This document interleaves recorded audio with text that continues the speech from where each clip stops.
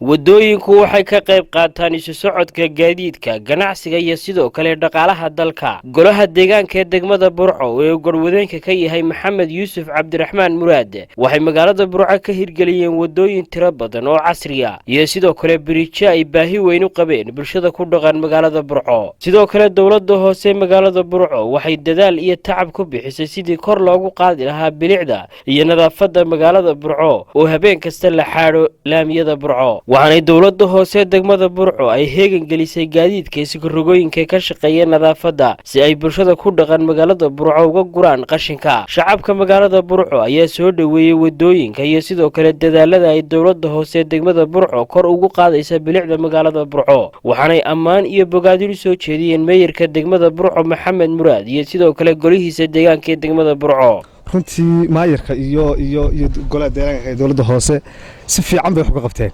waanaad arkaysaa sida laamiyada oo kale maxaan dhahdaa biriijyada qaar qabyasireen maxaan dhahdaa qaar ay dhagax dhigeen wadooyinkii rasiifyadii dhulku dadku marayay nadaafadii magaalada habeenkii laga shaqeynayo waxqabadkooda aad buu shaqeynayaa waan ugu mahad celinaynaa runtii. marka waxaan ku dhiirigelinaynaa aan leenahay sidaa wax u qabanaysaa si ka si fiican u dadaalo wax u qabta. dadkana waxaan leenahay reer Sogdheer indhihiinu ha arkaan waxqabadka xukuumadda iyo dawladda hoose ha arkaan. santihiin aad iyo aad baan idinku mahad celinay waxqabadkiina iyo sa u dadaalaysaan. waxa weeye si aan xad lahayn ayaa gobolka wax looga qabtay. wadooyin fara badan baa la hirgeliyey, kaabayaashii dhaqaalaha wax laga qabtay. waxa weeye waxa laga qabtay gobolka wadooyin aad iyo aad u tiro badan. waxaa la dhisay wadada October, waxaa la dhisi doonaa tii wadahawda, waxaa la dhisay Hodan Qaylo, waxaa rebuilding lagu sameeyay Baarsiigo, waxaa la dhisay biriishkii lugta ee Ceelgooni, waxaa iminka gacanta lagu hayaa wadadii Caqibo, waxaa gacanta lagu hayaa kala wadadii Jaamacadda Najaax, waxaa la dhisay wadadan tagta Manhal. Anitingi intii Maayir Maxamed Muraad joogay gobolka lagama sheekayn karo inta wadooyin ee la dhisay. mid walba wada kasta oo la dhisaa haddii ugu yaraato waa 2 kilomitir ama waaba wax ka sii badan. waxaa kaloo la dhisay wadadan marta fooqan deerada hoostiisa ee halkaa ku talowda qasabka ku talowda. waxaa la dhisay wadadan marta xaggan ka soo laabata deerada dacalkeeda kale ee sidaa ugu talowda madbacadda sagal tayo. wadooyin aan la qiyaasi karin baa laga qabtay gobolka. waa waxqabad qof kastaaba wixii uu u qabto halka uu ka soo jeedo ama inta uu xilka hayo ayuunbaa lagu xusuusan doonaa.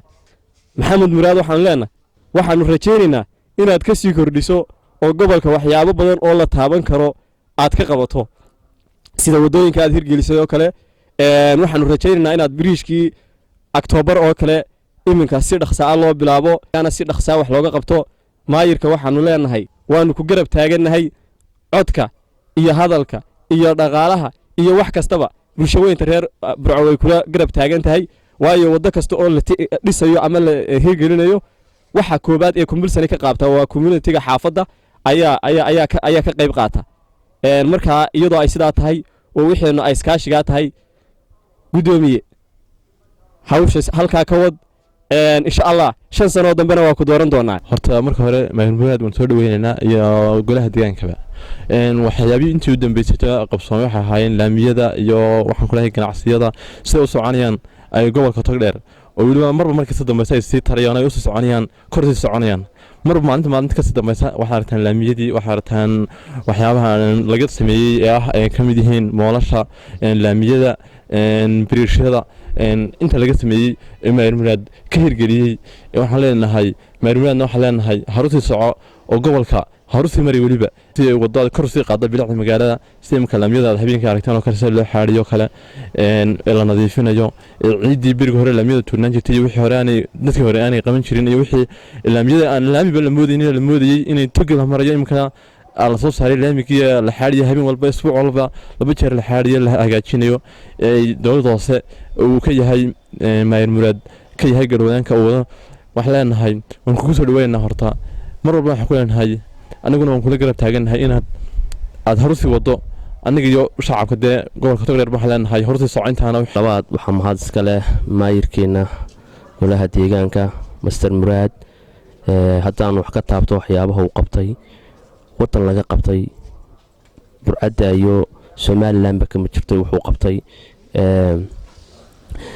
qabtay dee haddaan isha la iska ridaynin cid walba waa ogtahay wadooyinka uu dhisay bilicda magaalada markaan ka hadla xagga nadaafadda waad aragtaa marka roobowgu daan wada qura oo xidhan ma jirto haddaanu nahay koonayaasha magaalada markaanu soo garacnayno maayraakana beer fadhiisteen markiiba cagabtoona dul taagan tahay nadaafadda magaalada sidoo wax uga qabto cid uga qabataa ma jirto magacaygu Cabdisaaq Cadib waxaan ka hadlayaa halkan wadooyinka iyo bariishada laga sameeyay Burco golaha deegaanka Burco ka sameeyay Maayir Maxamed Muraad waxaan maleeyaa waa maayirkii maayirada waa ka ugu waxqabadka badan gobolada Jamhuuriyadda Somaliland waana kii ugu waxqabadka badnaa aad iyo aad ugu mahadsan yahay dhammaan golaha deegaanka degmada Burco waxqabadka ka wadaan gobolka Togdheer waana halkii ugu fiicneed baan karnaa magaalada Burco intii golaha deegaanka la soo dooranay kuwan waa kuwii ugu wanaagsanaa ugu waxqabadka badnaa aad iyo aad buu mahadsan yahay bulshadana haddana ay bulshada gobolka Togdheer aad iyo aad baan ugu faraxsanahay waana soo dhaweynaa waxaan leenahay halka iyo mid ka sii badan ka sii wada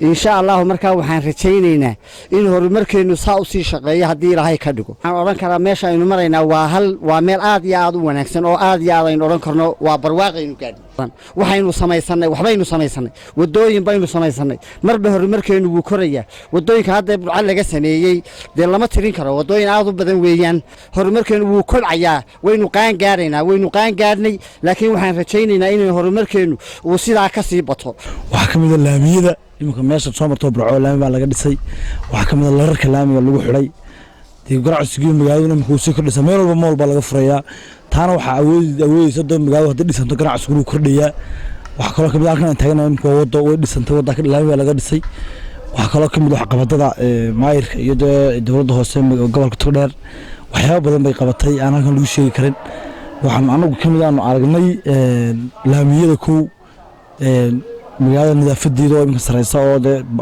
baabuurta markay qashin ka qaadista ay ka qaado suuqa ganacsigiisu sareeyo magaalada Khaliil Barraawraan TV-ga qaranka Somaliland magaalada Burco.